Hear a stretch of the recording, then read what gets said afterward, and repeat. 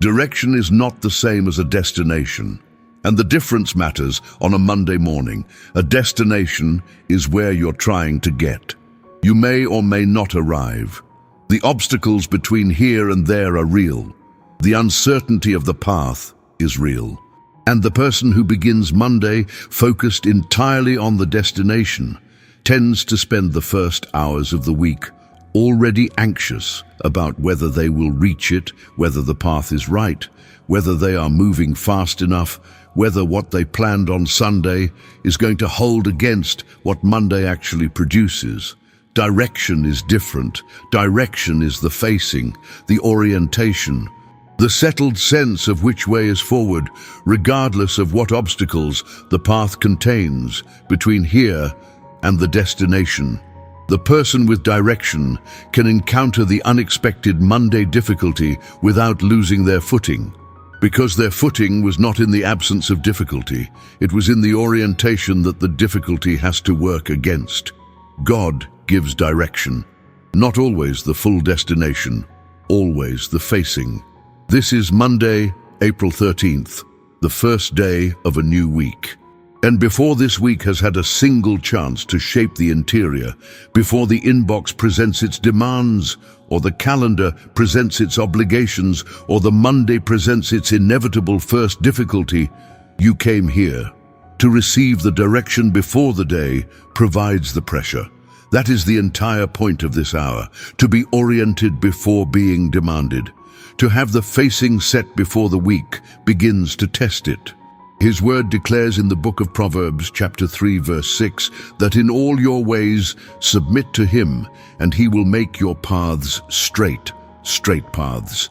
The direction holds, not because the terrain is flat, because the orientation was established before the terrain was encountered, and the person walking a straight path, even through difficult terrain, arrives somewhere. The person without direction, even on easy terrain, wanders. Submit before starting. That is the wisdom of this Monday morning prayer. Before we enter this prayer, write in the comments right now, Lord, guide my mind with your strength and direction this week. I start from you, not from my own plans. Write it as the orientation before the week begins to orient you differently, because what is set in the interior on Monday morning shapes everything the week produces from it. Like this video, as an act of choosing God's direction over the week's default. Subscribe to this channel so we can begin every week together before the Monday has had a chance to set the agenda without God's input. And share this prayer with someone who starts every Monday already behind. What you send might be the direction they needed before the week revealed what it cost. Now let us set the direction before the week requires it. Lord, my God and my Father, I come before you on this Monday morning before the week has spoken, before it has presented its first demand or its first difficulty or its first piece of evidence about what kind of week it intends to be. I come before all of that, in the quiet that precedes the loud, in the stillness that precedes the full speed, in the space that still belongs entirely to this prayer before it belongs to the day. I ask you to do something specific right now, not in the middle of the week when I have run out of my own direction, now, before I need it visibly. Set the direction, orient the interior, establish the facing that will hold when the week tries to reorient me toward whatever is loudest rather than toward what is actually right. Your word declares in the book of Psalms, chapter 25, verse 4 through 5, to show me your ways, Lord, teach me your paths. Guide me in your truth and teach me, for you are God, my Savior, and my hope is in you all day long. Not just in the morning prayer, not just in the moments of obvious decision, all day. The guidance maintained continuously through every hour of this Monday and every day the week produces. Show me your ways, teach me your paths. That prayer, offered here, carries through every intersection the week will present. Father, I want to be honest about what Monday morning often feels like from the inside. It feels like the gap between who I want to be this week and who I actually am right now. The vision of what the week could be is usually clear on Sunday evening. The good intentions are real, the plans are reasonable, the commitment to do this week differently than the last one is genuine, and then Monday arrives. And the gap between the vision and the starting condition is immediately visible. The energy is not where the vision said it would be. The clarity is not where the planning said it needed to be. The confidence is not where the commitment promised it would arrive. And the week has only been awake for a few hours. That gap does not have to be discouraging. It can be the very access point for what God provides. Your word declares in the book of 2 Corinthians chapter 12 verse 9 that His grace is sufficient for you, for His power is made perfect in weakness, not available once the weakness has been overcome, made perfect precisely in the condition that Monday morning reveals. The insufficiency is not the obstacle. It is the access point. The gap between the vision and the starting condition is not evidence that the vision was wrong. It is the space where the strength of God has room to operate. Lord, guide my mind with your strength and direction this week. I start from you, not from my own plans, so I bring the honest starting condition of this Monday morning to you, not the version I wish was true, the actual version, the energy level that actually exists, the clarity level that actually exists, the confidence level that actually exists after whatever the previous week cost, and whatever the weekend restored, and whatever this specific Monday morning has produced in the interior before this prayer began. This is what I have, and I bring it to the God who says His power is made perfect in exactly this. And Father, I want to ask for something that the strength God provides specifically enables on a Monday morning. Not just the capacity to get through the week, the capacity to begin it well, to bring something into the first conversations and the first decisions of this week that sets a tone rather than follows one. Because Monday morning is the most tone-setting part of the week. What is established in the first hours tends to carry through the rest. The person who begins Monday from a place of God-given direction and strength carries that into Tuesday and Wednesday in ways that are not always visible but are always present. Let me begin well today, Lord, from what was received here, and I want to ask for something that beginning well requires that strength alone cannot provide. I want to ask for patience, the specific kind of patience that a Monday morning demands. Not the patience of waiting for something delayed, the patience of moving at the right speed. The impatience that Monday produces, the urgency to get started, to make things happen, to establish momentum. That impatience is not always wrong, but it is not always right. Sometimes the right speed on a Monday morning is slower than the impatient start would choose, slower to respond, slower to decide, slow enough to hear what is actually happening before acting on what the urgency says is happening. Your word declares in the book of Psalms, chapter 46, verse 10, to be still and know that I am God. Be still. That is not passivity. It is the active resistance to the Monday urgency that moves without knowing. The still mind knows. And from the knowing, the right movement follows, not movement for its own sake, movement that has first been still enough to know what it is moving toward. Your word also declares in the book of Proverbs, chapter 19, verse 2, that it is not good to have zeal without knowledge, nor to be hasty and miss the way. Hasty and miss the way. The urgency of Monday, unchecked by the guidance of God, misses the way by moving too fast to receive the direction that was available to the patient, still mind. Let me be that patient, still, receiving mind today, Lord, moving when the direction says move, waiting when the direction says wait, neither paralyzed nor rushed, guided. Lord, I want to pray now about the specific nature of the direction this week requires. Not generic direction, not a vague sense that God is somehow leading. the specific, applied, practical direction that this Monday and this week and this person's specific set of circumstances actually need. There is a scene in the book of Acts, chapter 16, that belongs in this prayer. Paul and his companions were traveling, trying to determine where to go next. And the text says that the Holy Spirit kept them from going into Asia. Then they tried to enter Bithynia, and the Spirit of Jesus would not allow them to go there either. And so they passed by Mysia and went down to Troas. And that night a vision came to Paul. A man from Macedonia standing and begging him, "Come over to Macedonia and help us." The direction came as a vision, but notice what preceded it. 2 refusals, 2 doors that did not open, 2 attempted directions that were closed before the right one was shown. The direction was not the first thing that appeared. It was what remained after the wrong options had been removed. That pattern is instructive for the Monday that is beginning. Not every direction that appears to the mind on a Monday morning is the right one. Not every path that presents itself as urgent is the one that was prepared.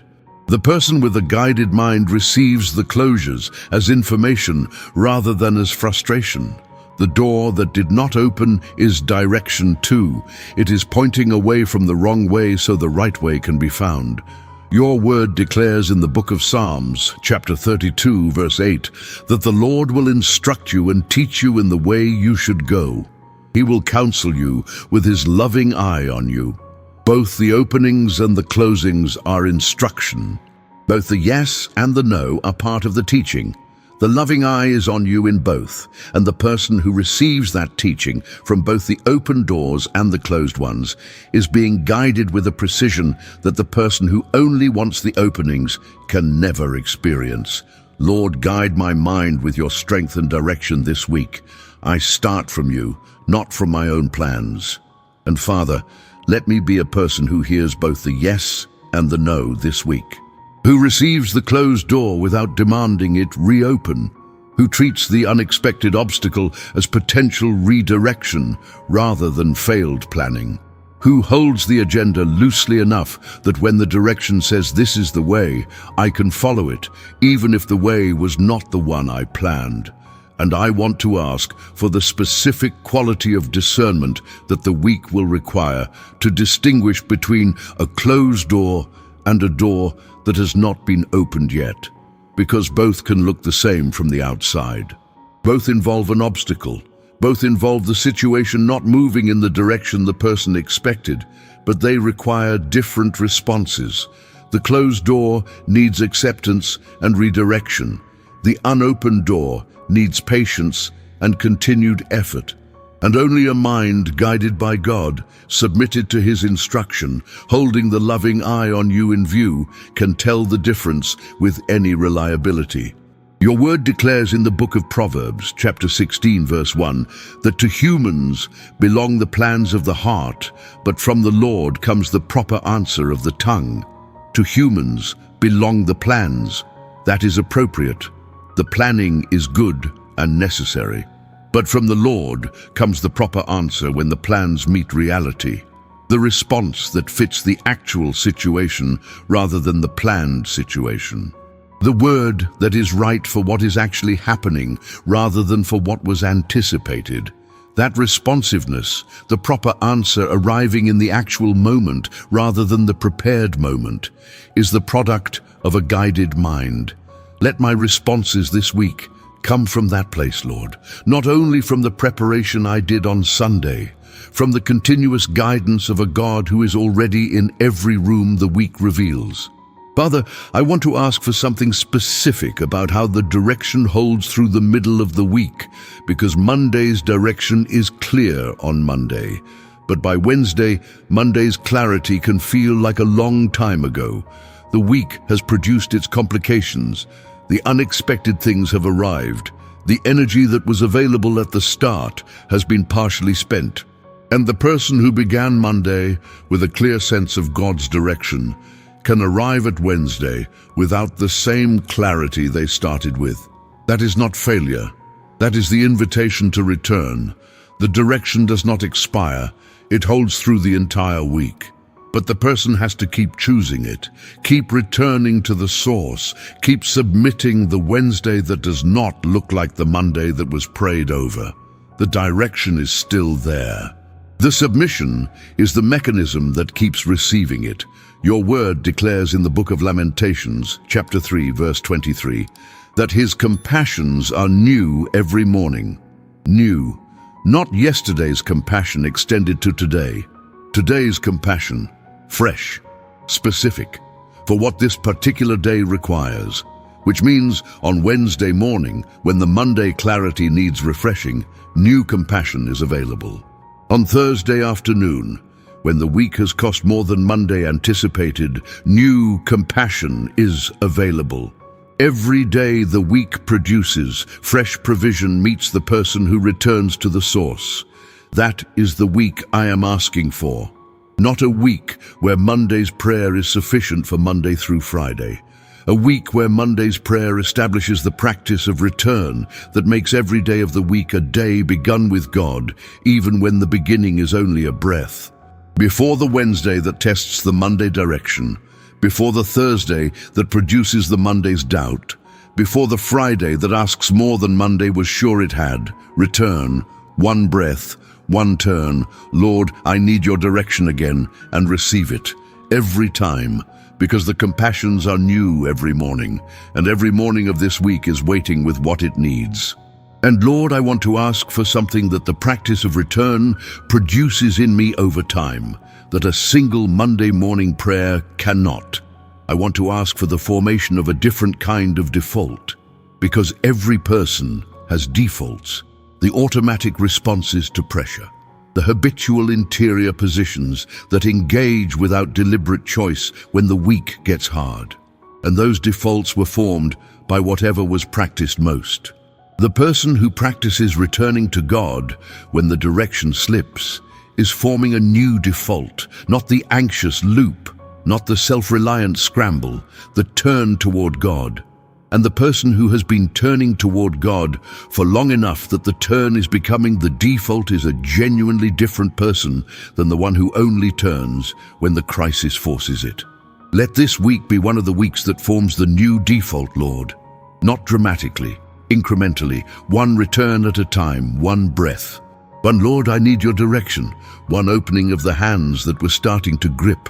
Over time, those moments accumulate into the person who carries direction, not because they planned carefully, but because they returned faithfully.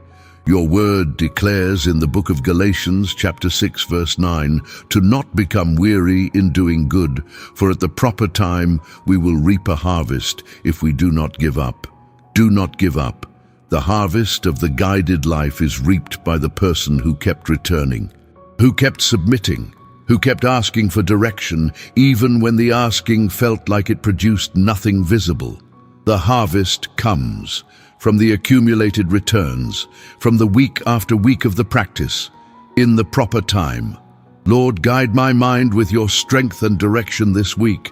I start from you, not from my own plans. Father, as this prayer closes, I want to receive something I will carry into every day of this week. A picture, a single, simple, returnable image of what the guided week looks like from the inside. The image is this: a person walking into a new room. The room is unfamiliar. The layout is not yet known. The contents are not yet visible. But the person walking in is not walking in alone. There is someone who has already been in this room, who knows its layout, who knows where the difficult places are and what the room contains and where the door out is. And that person is not standing at the entrance, letting the newcomer find their own way. They are inside, already present, already in the room before the person who just entered. And their presence in the room changes the entire quality of what the newcomer's experience of the room will be. That is the week ahead. Unfamiliar rooms, unknown layouts, contents not yet visible, and God already in every room before you arrive, not waiting to see what you will do with the unfamiliar space. Present, active, already there. Your word declares in the book of Deuteronomy, chapter 31, verse 8, that the Lord himself goes before you and will be with you. He will never leave you nor forsake you. Do not be afraid. Do not be discouraged. Goes before. Already in the room, every room, this week's Monday room and Tuesday room and Wednesday room, and the unexpected room that appears on Thursday without warning. He is already in all of them, before you arrive, preparing what he prepared. Holding what needs holding, working what needs working. That picture, returned to when the week presents its unfamiliar rooms, is what direction feels like from the inside. Not certainty about the room, confidence in the one who is already in it. And I want to ask for something, that the picture of God in every room changes about how I enter those rooms. Because the person who enters a room knowing someone trustworthy is already in it enters differently than the person who enters alone. More confident, more open, less defended. The person entering alone braces for what the unknown room contains. The person entering with someone they trust arrives with a different quality of presence. Let me enter the rooms of this week with that quality of presence, Lord. Not the braced, defended, already anxious presence of someone who does not know what the room contains. The open, expectant, ready presence of someone whose trustworthy companion is already there. The meeting enters differently. The difficult conversation enters differently. The unexpected challenge enters differently, not because the room is less challenging, because the one entering it is accompanied. Your word declares in the book of Joshua, chapter 1, verse 9, to be strong and courageous. Do not be afraid. Do not be discouraged, for the Lord your God will be with you wherever you go. Wherever you go. Every room the week contains, the announced rooms and the unannounced ones. The ones on the calendar and the ones that appear without warning. The easy ones and the difficult ones. Wherever you go, he is already there.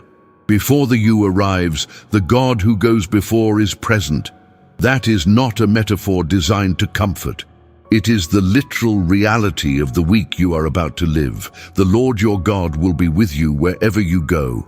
Let that change how you move through every room the week reveals. And I want to name one more thing before this prayer ends. The strength that God provides for this week is not the kind that peaks on Monday and wanes by Friday.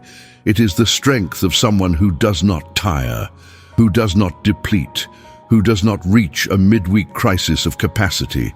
Your word declares in the book of Isaiah, chapter 40, verse 28, that the Lord is the everlasting God, the creator of the ends of the earth.